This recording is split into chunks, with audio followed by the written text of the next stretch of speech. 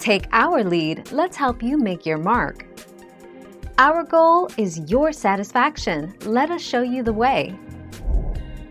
There may be a very practical reason for the resurrection to have happened in 3 days after Jesus' death, scholars say. First-century tradition held that only after 3 days could you be sure someone was dead. After 4 days the spirit was presumed to leave the body. 13 April 2011.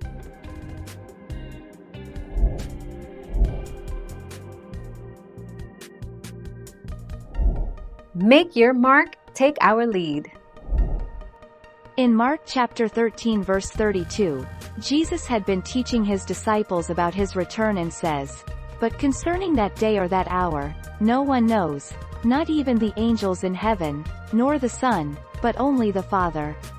Luke records it this way, "You also must be ready, for the Son of Man is coming at an hour you do not expect." LK 1240, the 24th of May 2011.